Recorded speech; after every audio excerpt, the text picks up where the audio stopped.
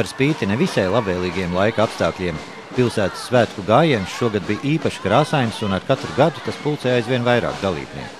Pilsētas svētku moto šogad – Es mīlu Jelgavu. Uzgavilējam Adolfa teātrim, kuri piketē par mīlestību. Sagaidām Jelgavas reģionālo turisma centru un piedāvā ekskursijas pa Jelgavu gan Ģedartelijas Jelgavas vēstures muzejs un Alunāna muzejs. Kuģīts Frīda ar kapteini Arti. Mākslinieku savienības priekšsēdētājs Māris Brancis nes iznesīgi bildi, kuru vēl mālē glaznotājs Ivars Klapers.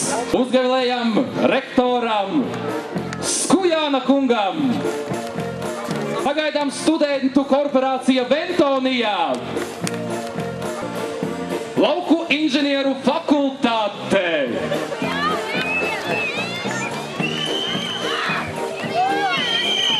Vai jūs šodien piedalījāties arī gājienā? Kur nu bez tā, jāiet bija, visi jau gāja no universitātes, tā kā es tai skaitā.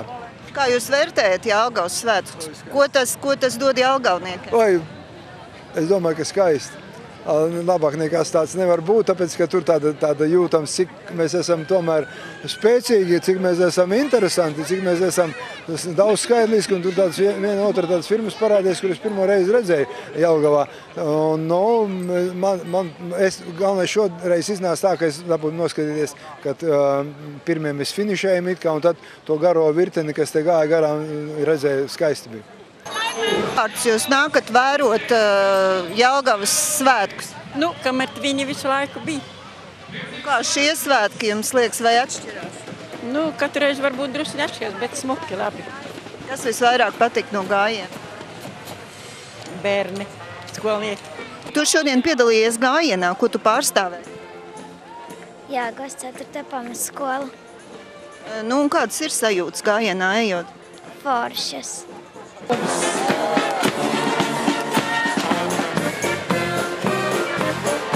Tā ir tiešām fantastiska sajūta, jo mēs redzējām, cik mums ir daudz bērnu, kas dejo, dzied, šuj, āda, tambulē, sporto.